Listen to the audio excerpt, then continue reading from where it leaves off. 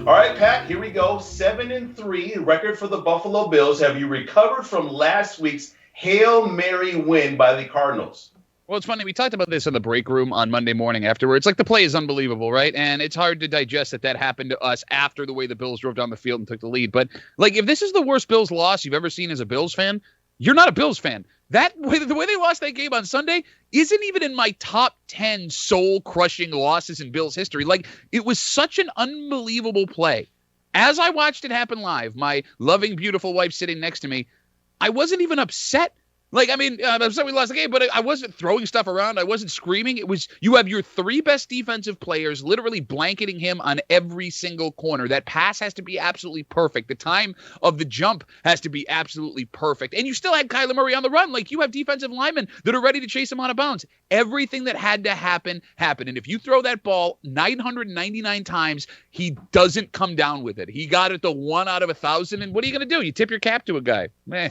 Carl, if you are Sean McDermott, which I find it interesting, they win, they go to the video of Sean McDermott's speech. I would have loved to know what he would have said to his team after that play. I mean, you're going into the bye week, so that means you've got 2 weeks to think about it. Well, the one question I want to ask of Sean McDermott is, how do you explain your benefit of your defense getting a timeout, allowing the offense to set that play up? If you remember, Arizona's out of timeouts, 11 seconds left in the game. McDermott, as he always does, once a game, calls a defensive timeout to get his guys organized.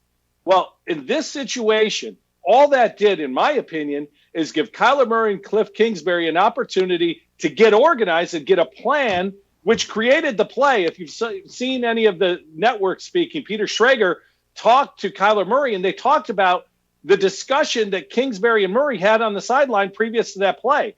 That discussion was a benefit because Sean McDermott has to call a defensive timeout when, I don't know what you're getting organized. Everything's the same.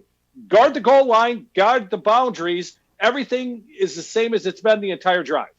Go ahead, Pat. But I'm saying, I mean, Carl, I understand what you're saying about the timeouts. I'm not a huge fan of McDermott's in-game management either. But if you took that timeout and your best play was throw the ball into the three best defenders of the Buffalo Bills and you're going to brag about it afterwards, I kind of think you're full of crap. I mean, it was just a player making a play. Well, the play was actually to hit the cross or shallow and get out of bounds to set up the final play. But if that was covered, which it was, let it rip deep down the field to Hopkins. So either way, it's a moment the Cardinals will take. For the Miami Dolphins, though, are they a real threat, Pat, to this division? I mean, they're 6-3. They changed quarterbacks from a hot quarterback to a younger quarterback. They haven't lost much of a stride.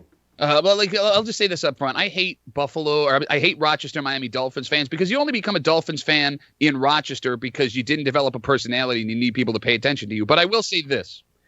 The Dolphins are winning in unconventional ways. Look, Kyler Murray looks like he's having a good time out there, and he should. I mean, he's a high draft pick. They've won games on defensive touchdowns. They've won games on special teams touchdowns. They're taking advantage of quarterbacks that may not know how to handle legitimate defenses. I'm not scared of the Dolphins. They're not for real. And over the next couple of weeks, they're going to come back down to earth. They've got a lighter schedule, but there's going to be 2 or 3 games where the Dolphins get exposed, and you go, oh, yeah, that makes sense.